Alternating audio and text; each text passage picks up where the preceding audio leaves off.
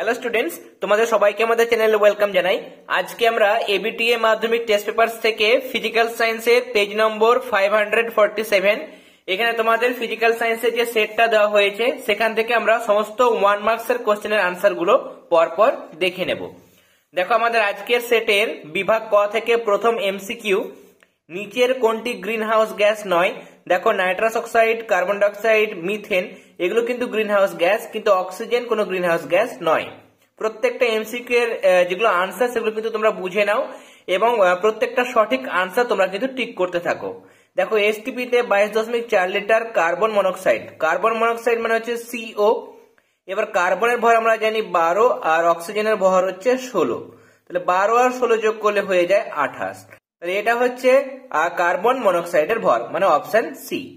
এরপরে দেখো, এখানে গ্যাস সংক্রান্ত বয়লের সূত্র কিরকম হয়? পি বনাম ভি লেখচিত্র, অপশন বি এরকম কিন্তু হয়, সমপরা বৃত্ত।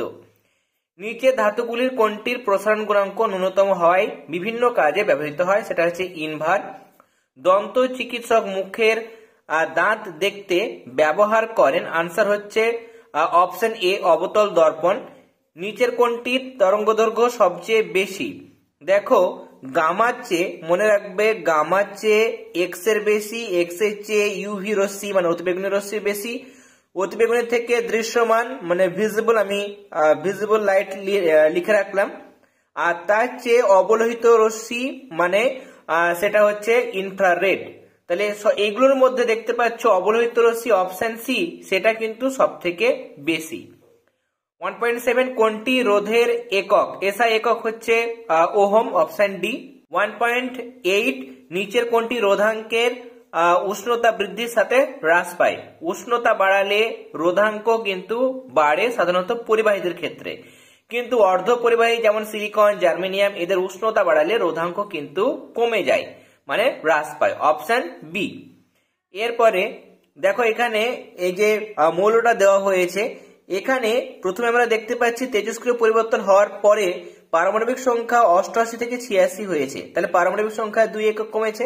ভর সংখ্যা 226 থেকে 4 একক কমে 222 হয়েছে, তাহলে ভর সংখ্যা 4 কমে, পারমাণবিক সংখ্যা 2 কমে, কখন? যখন আলফা কণা নির্গত হয়, তার মানে অপশন এ। নিচের কোনটির পারমাণবিক ব্যাসার্ধ সর্বাধিক? আমরা জানি যদি উপর থেকে নিচে নামা হয় শ্রেণী বরাবর, তাহলে সেক্ষেত্রে পারমাণবিক ব্যাসার্ধ বাড়ে। তাহলে হাইড্রোজেনের পরে আমরা জানি হাইড্রোজেনের পর কি আছে? হাইড্রোজেনের ঠিক নিচে রয়েছে লিথিয়াম, তাই না? হাইড্রোজেনের নিচে আছে লিথিয়াম, তার নিচে আছে সোডিয়াম, তার নিচে আছে পটাশিয়াম। তাহলে পটাশিয়াম নিচে আছে এবং এক্সট্রা সেল আছে, তাই না? যতগুলো আমরা নিচে যাব তত অতিরিক্ত কক্ষ যোগ হয়, তার জন্য কিন্তু আকারটা বাড়তে থাকে। তার মানে অপশন ডি পটাশিয়ামের আকার কিন্তু সবচেয়ে বড় হবে।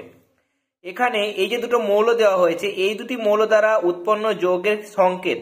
দেখো, এখানে বহিস্থ কক্ষে এটার পারমাণবিক বিন্যাস যদি করি তাহলে 2,8,2 হয়, আর এটা 2,8,7 হয়।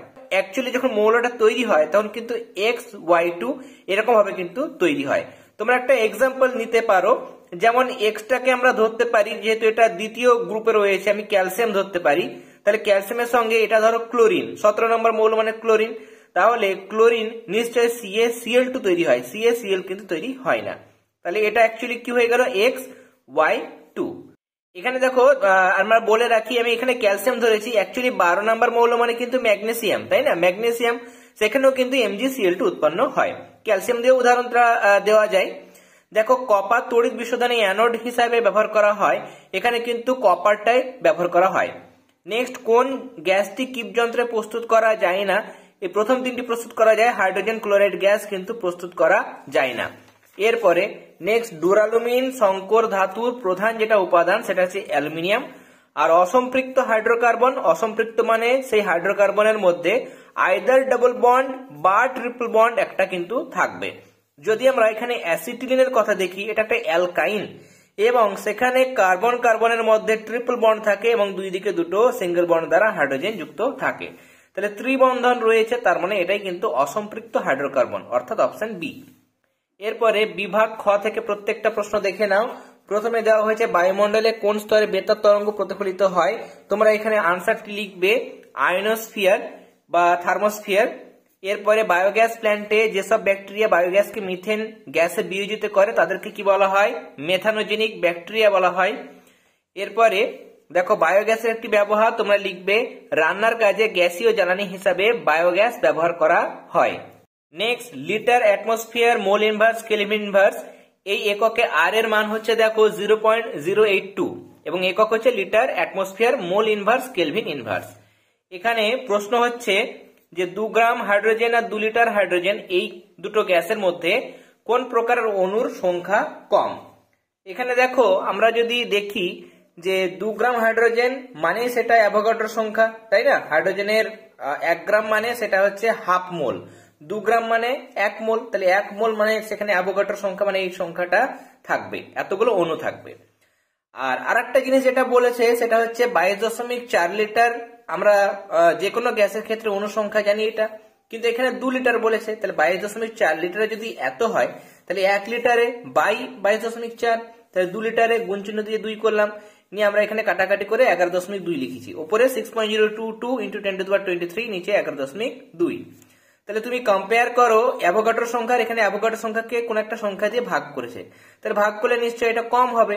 তার মানে আলটিমেটলি আমরা পেয়ে গেলাম 2 লিটার হাইড্রোজেন গ্যাসে অণু সংখ্যা কিন্তু কম হবে। এরপরে দেখো তাপ পরিবাহিতাঙ্কের এসআই একক, এটা হচ্ছে দেখো watt metre to the power -1 kelvin to the power -1 বা watt metre inverse kelvin inverse. অথবা দিয়ে প্রশ্ন, দৈর্ঘ্য প্রসারণ গুণাঙ্কের এককে দৈর্ঘ্যের একক নেই, এটা কিন্তু হয়ে যাবে সত্য। তার কারণ দৈর্ঘ্য প্রসারণ গুণাঙ্ক মানে হচ্ছে পার ডিগ্রি সেলসিয়াস বা এসআইতে পার কেলভিন, এগুলো হচ্ছে একক, তাহলে দৈর্ঘ্যের কোনো একক কিন্তু এর মধ্যে থাকে না, তাই না? তাহলে এটা সত্য। এরপরে অবতল দর্পণের সামনে একটি বস্তুকে কোন অবস্থানে রাখলে বস্তুর সমশীর্ষ বিবর্ধিত অসৎবিম্ব গঠিত হয়। এখানে আনসারে তোমরা লিখবে ফোকাস ও মেরুর মাঝে রাখলে, এবং তোমরা কিন্তু সম্পূর্ণ বাক্যে উত্তর লেখার চেষ্টা করবে যে অবতল দর্পণের সামনে একটি বস্তুকে ফোকাস ও মেরুর মাঝে রাখলে ওই বস্তুর সমশীর্ষ বিবর্ধিত অসৎবিম্ব গঠিত হয়। পরের প্রশ্ন দেখো, এখানে আলোক রশ্মি লঘু থেকে ঘনতে গেলে কোনটা বড় হবে? যখন প্রতিসরণ ঘটে তখন দেখো এখানে আমরা জানি আপতন মানে লঘু থেকে যখন ঘনতে যায়, লঘু থেকে ঘনতে গেলে প্রতিসরিত রশ্মি যেটা প্রতিসরণের পর সে প্রতিসরিত রশ্মিটি কিন্তু অভিলম্ব দিকে সরে আসে, এভাবে যাওয়ার কথা কিন্তু এভাবে দেখো কাছে সরে এসছে, তার ফলে আপতন কোণের মানটা বড় হয় আর প্রতিসরণ কোণের মানটা কিন্তু ছোট হয়ে যায়। তাহলে কোনটা বড়? আপতন কোণটা বড়। এরপরে ফ্লেমিং এর বামহস্ত নিয়মে তর্জনী কি নির্দেশ করে? চৌম্বক ক্ষেত্রের অভিমুখ নির্দেশ করে। শক্তির অপচয় রোধ করার জন্য কোনটির ব্যবহার বেশি যুক্তিযুক্ত? আনসার হবে এলইডির ব্যবহারটা বেশি ব্যবহার করা যুক্তিযুক্ত, কারণ এখানে শক্তির অপচয়টা অনেকটা কম হয়। আর কোন ধরনের নিউক্লিয় বিক্রিয়া সূর্যের শক্তির উৎস? আনসার হবে নিউক্লিয় সংযোজন। আর নিউক্লিয় সংযোজন ঘটানোর আগে অবশ্যই নিউক্লিয় বিভাজন ঘটাতে হবে। এরপরে স্তম্ভ মেলাতে দেওয়া হয়েছে ক্যালামাইন, এটা হয়ে যাবে দেখো Zn, জিঙ্ক 2.11.1, তেজস্ক্রিয় নিষ্ক্রিয় মৌল অবশ্যই রেডন 2.11.2, ম্যালাকাইট এটা হচ্ছে দেখো কপার 2.11.3, আর একটা এটা চ্যালকোজেন হবে, কেমন? চ্যালকোজেন মৌল সালফার 2.11.4। এরপরে 2.12 জলীয় দ্রবণে আয়নিত হয়ে তড়িৎ পরিবহন করতে পারে এমন একটি সমযোজী যৌগের নাম তোমরা লিখবে হাইড্রোজেন ক্লোরাইড। কেমন? আমি এখানে শুধুমাত্র সংকেতটা লিখেছি HCl, তোমরা লিখবে হাইড্রোজেন ক্লোরাইড। নেক্সট, একটি সমযোজী যৌগের উদাহরণ দাও যা জলীয় দ্রবণ মৃদু তড়িৎ বিশ্লেষ্য। আমি এখানে একটা উদাহরণ লিখেছি, সেটা হচ্ছে অ্যাসিটিক অ্যাসিড CH3COOH। তোমরা কার্বনিক অ্যাসিড সেটাও লিখতে পারো, সেটা হচ্ছে H2CO3, কেমন? সেটাও কিন্তু তোমরা লিখতে পারবে। এরপরে অথবা দিয়ে প্রশ্ন দেখো, রূপোর তড়িৎ লেপনে তড়িৎ বিশ্লেষণ হিসাবে কি নেওয়া হয়? তাহলে রূপোর তড়িৎ লেপন করবো যেহেতু, তাহলে রূপোর একটা দ্রাব্য লবণকে আমরা ব্যবহার করব। এখানে আমরা যেটা নিয়েছি সেটা হচ্ছে পটাশিয়াম আর্জেন্টো সায়ানাইড, যার সংকেত হচ্ছে KAgCN2। এখানে ক্লোরোফর্ম এবং সোডিয়াম ক্লোরাইডের মধ্যে কোনটি জলে দ্রবীভূত হয় না? ক্লোরোফর্ম এটা জৈব যৌগ, এটা কখনোই কিন্তু জলে দ্রবীভূত হবে না। হেবার পদ্ধতিতে অ্যামোনিয়া প্রস্তুতিতে উদ্দীপক হিসেবে Al2O3, K2O হবে, এটা K2O2 হবে না, কেমন? K2O। এর মিশ্রণ ব্যবহার করা হয়, এটা কিন্তু সত্য। নেক্সট, অথবা যে প্রশ্ন, নাইট্রোজেন ঘটিত একটি অজৈব সারের নাম লেখো। তোমরা এখানে নামটা লিখবে ammonium sulphate, NH4 2SO4। Next, H2S মানে হাইড্রোজেন সালফাইড গ্যাস শুষ্ককরণে P2O5 এবং H2S4 এর মধ্যে কোনটা ব্যবহার করা হয়? P2O5 ফসফরাস পেন্টক্সাইড ব্যবহার করা হয়। এরপরে IUPAC নেম লেখো। দেখো এখানে এই যৌগটাকে আমরা এভাবে লিখতে পারি, তাই না? CH3 CH নিচে OH লিখলাম, তারপরে CH3। এটা দেখো মিথ ইথ প্রোপ এবং এখানে OH রয়েছে, তার মানে এটা অ্যালকোহল, তাহলে মিথ ইথ প্রোপ প্রোপানল, তাই না? বা প্রোপান 2 নম্বর পজিশনে অ্যালকোহল রয়েছে, তার জন্য প্রোপান টু অল। এখানে বলেছে একটি বায়োডিগ্রেডেবল মানে জৈব ভঙ্গুর প্রাকৃতিক পলিমারের নাম। আমি এখানে লিখেছি সেলুলোজ, তোমরা চাইলে প্রোটিন লিখতে পারো। আর আমাদের আজকে সেটের শেষ প্রশ্ন, ইথাইল অ্যালকোহলের একটি ব্যবহার লেখো। এখানে তোমরা লিখবে মেথিলেটেড স্পিরিট তৈরি করতে এবং বার্নিশের কাজে ইথাইল অ্যালকোহল ব্যবহার করা হয়। তাহলে আজকে আমরা EBTA টেস্ট পেপার থেকে ফিজিক্যাল সায়েন্সের আরো একটা সেট সলভ করে নিলাম। এরপরে যে সমস্ত তোমাদের পেপারগুলো রয়েছে সেখান থেকে কিন্তু আমরা সমস্ত 1 মার্কসের কোশ্চেন আনসার গুলো প্রথমত কমপ্লিট করব। তারপরে তোমাদের বিভাগ গ এবং বিভাগ ঘ থেকে যে সমস্ত বড় প্রশ্নগুলো রয়েছে সেগুলোর আনসার আমরা প্রোভাইড করব। আজকের ক্লাস তোমাদের কেমন লাগলো সেটা কিন্তু অবশ্যই তোমরা কমেন্ট সেকশনে কমেন্ট করে জানাবে। ক্লাসটি ভালো লেগে থাকলে অবশ্যই ক্লাসটিতে লাইক দেবে। যারা এখনো পর্যন্ত চ্যানেলটি সাবস্ক্রাইব করোনি তারা অবশ্যই সাবস্ক্রাইব করে নিও এবং এই ভিডিও ডেসক্রিপশন বক্সে তোমরা EBTA মাধ্যমিক টেস্ট পেপার 2023-2024 এই প্লেলিস্টে লিংক পেয়ে যাবে। সেই লিংকে ক্লিক করলেই এখনো পর্যন্ত physical science, life science, Bengali এবং জিওগ্রাফি যে সমস্ত ক্লাসগুলো প্রোভাইড করা হয়ে গেছে সেগুলো তোমরা দেখতে পাবে। তোমরা কিন্তু পুরোনো ক্লাসগুলো অবশ্যই দেখে নিও। তাহলে আজকের ক্লাস এতটাই, তোমরা সবাই ভালো থেকো। All the very best.